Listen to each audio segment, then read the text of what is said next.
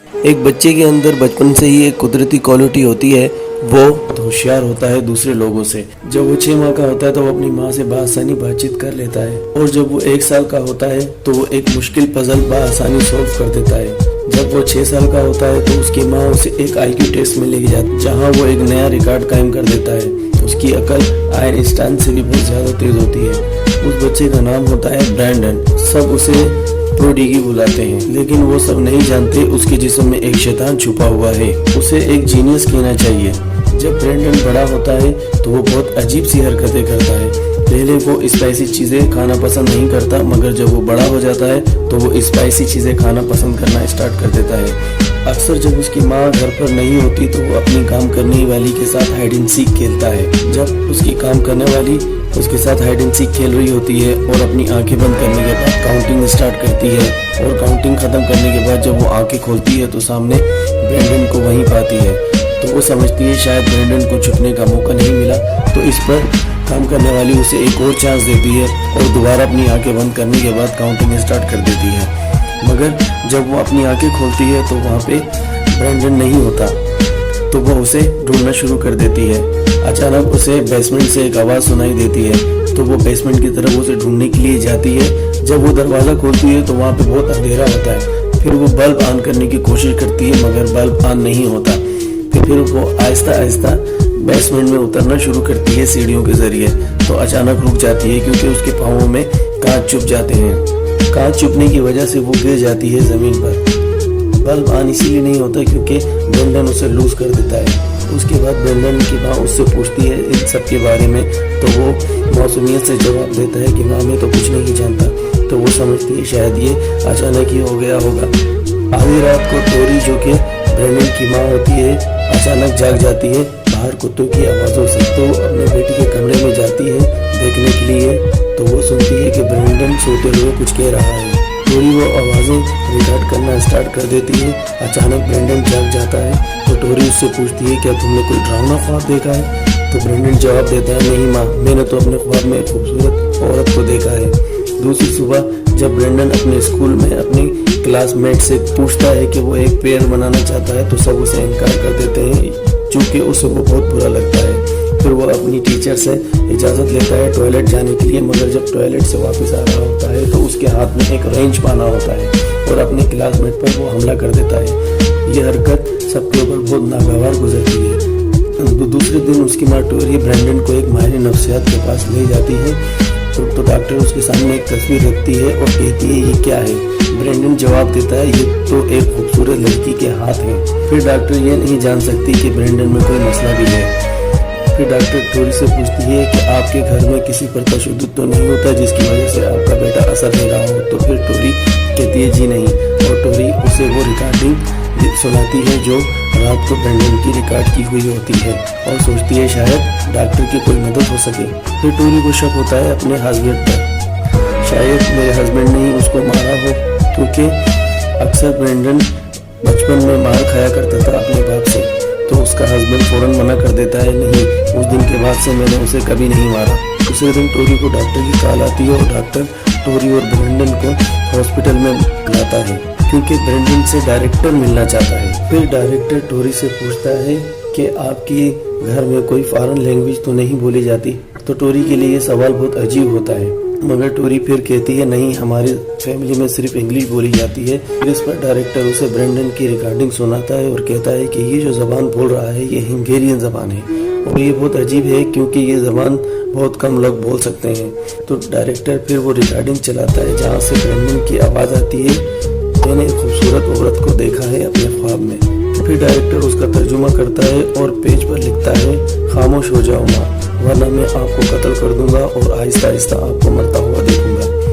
ٹوری کو ڈاکٹر کی اس بات پر یقین نہیں آتا کہ اس کا بیٹا بھی ایسا کہہ سکتا ہے۔ پھر ڈائریکٹر اس کو حقیقت تسلیم کرنے کا مشورہ دیتا ہے اور ڈاکٹر اسے بتاتا ہے کہ وہ ایک 6 سالہ مریض سے ملا تھا۔ اس 6 سالہ بچے کو اپنی پچھلی ساری زندگی کا سب کچھ معلوم تھا۔ جب تک اس نے اپنی پچھلی زندگی میں نامکمل کام پورے نہیں کیے تو اس کو وہ روح نہیں چھوڑے گی۔ مجھے لگتا ہے کہ برینڈن کے جسم میں بھی کسی قسم کی روح ہے اور یہ بہت خطرناک ہے، اور جب دوسری جسم پر قابو کر لے تو اصل روح کبھی بھی نکل سکتی ہے۔ टोरी को डॉक्टर की बात पर यकीन नहीं आया। उसने सिर्फ यही कहा कि ब्रेंडन सिर्फ बीमार है और वापस घर चली आई। जब टोरी और ब्रेंडन एक खेल खेल रहे थे तो टोरी ने कहा, देखते हैं कि हम में से पहले कौन आंखें झपकाता है। इस पर ब्रेंडन अपनी माँ के दोनों हाथों को पकड़ लेता है और अपनी उंगलियों को अपनी माँ के हाथों पर मसलना शुरू कर देता है और एक गाना गाना शुरू कर देता है। टोरी उसकी आंखों में एक अजीब सी चीज़ देखती है क्योंकि टोरी को वो घूर रहा होता है।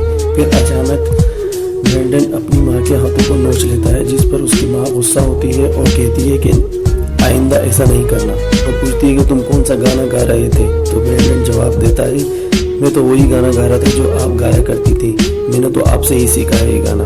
टोरी को झटका लगता है क्योंकि उसने ये गाना कभी भी नहीं सुना होता और ना गाया होता है। टोरी कमरे की तरफ दौड़ती है और नेट पर सर्च करती है जन्म लेने वाली मालूमात। टोरी का हस्बैंड भी उसे तसल्ली देते हुए कहता है कि हमारा बेटा सिर्फ बीमार है, और टोरी को अपने हस्बैंड की तसल्ली पर यकीन करने के अलावा और कुछ भी नहीं था। उस टाइम तो टोरी अपने हस्बैंड की बातों पर यकीन कर लेती है, मगर थोड़ी देर में टोरी अपने बेटे के कमरे में जाती है और देखती है कि उसके बेटे का चेहरा बिल्कुल बदली है। फिर वो स्लो अपने बेटे के नज़दीक जाती है तो उसके बेटे का चेहरा वैसा ही होता है। फिर वो खुद को समझाती है और कहती है शायद ये मेरा ही गुमान हो। अगले दिन ब्रेंडन वीडियो गेम खेल रहा होता है तो उसके बाप को पता चलता है कि उनका कुत्ता कुछ दिनों से गायब है। तो वो ब्रेंडन के पास आता है और कहता है, चलो मेरे साथ अपने कुत्ते को ढूंढते हैं। तो ब्रेंडन अपने बाप की बात को सुना अनसुना कर देता है। इस पर उसके बाप को बहुत गुस्सा आता है और वो टीवी को ऑफ कर देता है। तो ब्रेंडन अपने बाप को गुस्से से देखता है। दूसरे दिन जब वो कार में जा रहे होते हैं तो ब्रेंडन कहता है कि हो सकता है कि अपना कुत्ता कार एक्सीडेंट में मर गया हो और हर किसी को एक दिन मरना है। इस पर उसका बाप कार को ब्रेक लगाता है और गुस्से से कहता है, मैं तुम्हारा बाप हूँ, ये मुझे नहीं कहना चाहिए था। ब्रेंडन, मुझे लगता है तुम अब मुझे मारने जा रहे हो जैसे आपके बाप मारा करते थे आपको बचपन में। उसके बाप को एकदम झटका लगता है क्योंकि उसने कभी भी अपने बेटे से ये जिक्र नहीं किया था अपने बाप का। फिर वो अपनी वाइफ टोरी से पूछता है, क्या तुमने कभी इस बात का जिक्र किया है ब्रेंडन से? तो टोरी कहती है, कभी भी नहीं, मगर फिर भी उसे अपनी वाइफ पर थोड़ा सा शक होता है। फिर अचानक वो पीछे रखा हुआ एक फोटो देता है जिसमें एक कैमरा फिक्स हुआ होता है। उसे लगता है कि उसका बेटा हमेशा अपने वालिदैन की निगरानी करता रहता है इस कैमरे के जरिए। फिर उसका बाप गुस्से से अपने बेटे के कमरे में जाता है और पूछता है कि तुम ऐसा क्यों करते हो। उसी टाइम टोरी वहाँ पहुँच जाती है और अपने हस्बैंड को रोक देती है। फिर उसका हस्बैंड घर छोड़कर चला जाता है। रात को ब्रेंडन अपनी माँ के कमरे में जाता है और उसके साथ सोने को कहता है। फिर अपना हाथ अपनी माँ के कमर पर रखते हुए कहता है, चाहे कुछ भी करूं या कुछ भी कहूं, मेरी माँ हमेशा मुझसे प्यार करेगी। इस पर टोरी कहती है, मैं हमेशा तुमसे प्यार करूंगी क्योंकि मैं तुम्हारी माँ हूँ। एक मक्खी गुनगुना रही थी तो टोरी ने उसके इर्द गिर्द देखा कि ये खिड़की में अलमारी के नीचे से बदबू आ रही है। फिर टोरी ने खून भी देखा, वो अलमारी खोलना चाहती थी मगर टोरी ने देखा कि वो कीलों से जुड़ी हुई है। फिर ब्रेंडन ने अपनी माँ को हथौड़ा दिया, जिस पर उसकी माँ ने हथौड़ा लेते हुए उसे हैरत से देखा और अलमारी खोलना शुरू की। तो देखा कि अलमारी के अंदर से लापता कुत्ता निकला। फिर टोरी को एहसास हुआ कि हालात बहुत संगीन हो चुके हैं और वो अपनी मदद भी नहीं कर सकती थी। इस पर उसे डायरेक्टर के अल्फाज याद आए। फिर वो ब्रेंडन को डायरेक्टर के पास ले गई। डायरेक्टर ने ब्रेंडन को हिप्नोटाइज किया क्योंकि इसी तरह वो कुछ कर सकता था और कुछ जान सकता था। ये ब्रेंडन के अंदर किसकी रूह है? काम शुरू हुआ, बदरू जाहिर हुई। डायरेक्टर इस बदरू का नाम जानना चाहता था और बदरू को हमेशा के लिए सुलाना चाहता था। फिर अचानक ब्रेंडन अपना काबू खो गया। उसका पूरा जिस्म लरज रहा था और वो अपने नाखूनों से सोफे को खुरचने लगा। अचानक ब्रेंडन जोरदार चीखा और अपना सर झुका दिया, और जब उसने अपना सर उठाया तो हैरत अंगेज मंजर था। ब्रेंडन ने डायरेक्टर को हिप्नोटाइज कर लिया और हुक्म दिया बाहर जाने का। और डायरेक्टर ने टोरी को बताया, शायद मैंने गलत सोचा था ब्रेंडन के बारे में, ये बिल्कुल ठीक है। मगर टोरी को अपनी आंखों पर यह यकीन नहीं आ रहा था कि उसे अपने बेटे को घर ले जाना पड़ेगा अभी। आधी रात को अचानक टोरी को डायरेक्टर का फोन आया। डायरेक्टर ने कहा, मैंने मालूमात की है उस रूह के बारे में जो ब्रेंडन के अंदर है। वो हिप्नोटाइज किया गया था तो दूसरी रूह को सुला दिया था। उसके निशान सोफे पर अभी भी हैं। टोरी ने नेट पर सर्च किया उस बंदे का नाम जो डायरेक्टर ने बताया था, तो ये मालूम हुआ वो तो एक सीरियल किलर है। उसकी आंखों का कलर भी ब्रैंडन की आंखों जैसा है। उन 5 सालों में उस बंदे ने 9 औरतों का कत्ल किया था।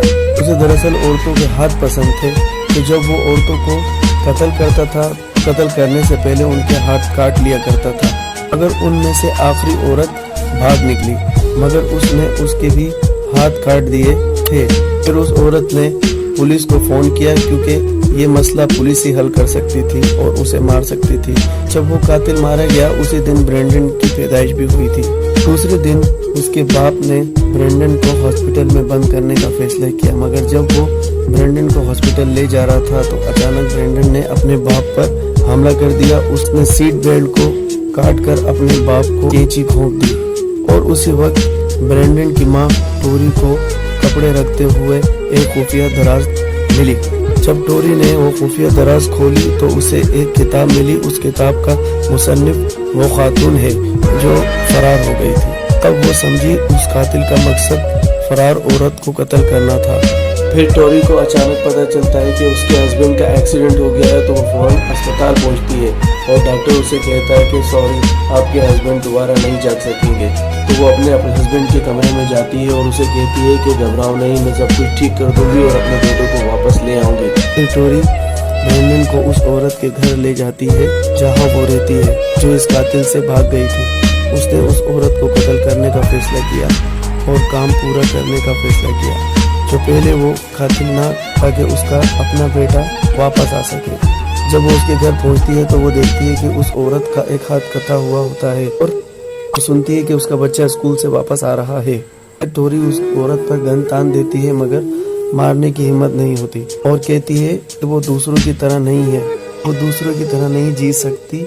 वो औरत भी उसी कातिल का सबूत होती है। उस औरत ने भी कुछ गलत नहीं किया होगा। वो औरत सोचने लगी अब उसकी जिंदगी महफूज है, मगर अचानक ब्रैंडन आया एक चाकू लेकर और उस औरत को अजीब नजरों से देखने लगा। तो वो औरत उसे पहचान गई कि ये तो वही शैतान है। औरत वहीं खड़ी रही तो ब्रैंडन ने चाकू औरत के पेट में घोंप दिया। वो औरत उसी वक्त जमीन पर गिर गई। फिर ब्रैंडन ने 2-4 दफा और चाकू मारा। फिर उसी वक्त टोरी ने ब्रैंडन को रोका, मगर जब तक ब्रैंडन उस औरत को मार चुका था। फिर चाकू को फेंककर ब्रैंडन बाहर चला गया। टोरी भी ब्रैंडन के पीछे बाहर आ गई। सोचा अब उस शैतान ने अपना मकसद पूरा कर लिया। फिर टोरी ने अपने बेटे को वापस करने का कहा तो वो सिर्फ मुस्कुराया और कहा, तुम्हारे बेटे की रूह उसी रात से मुझे मिल गई थी जब उस रात तुम्हारे बेटे ने पूछा था माँ मुझसे हमेशा प्यार करती है। वो मुलाकात माँ और बेटे की आखिरी मुलाकात थी, जब से शैतान ने काबू कर लिया था ब्रैंडन के जिस्म पर और अपना नाम सोफे पर छोड़ दिया। फिर टोरी को बताया उस खुफिया दराज का, ताकि टोरी उस औरत को मार दे, और ये भी बताया कि उसका बेटा भी इस मंसूबे में शामिल है, मगर टोरी उस औरत को मारने में नाकामयाब हुई। फिर आखिर में टोरी ने ब्रैंडन पर गन तान दी तो अचानक गोली चलने की आवाज आई और टोरी जमीन पर गिर गई, क्योंकि टोरी को शिकारी ने देख लिया था ब्रैंडन को मारते हुए, और शिकारी ने टोरी को गोली मार कर गिरा दिया और ब्रैंडन को टोरी से बचा लिया। फिर ब्रैंडन उस शिकारी के पास भागा और कहा, ये औरत मुझे मारना चाहती थी। उस टाइम टोरी हारना नहीं चाहती थी, मगर कुछ कर भी नहीं सकती थी। वालिदैन को खोने के बाद ब्रैंडन को एक अच्छे वालिदैन ने अडॉप्ट किया। ब्रैंडन ने औरत के हाथ की तरफ देखा और मुस्कुराया और अगले शिकार के लिए तैयार हो गया। उम्मीद है आपको ये स्टोरी पसंद आई होगी। अगर आपने पसंद की, please like, share and subscribe my channel. Thank you.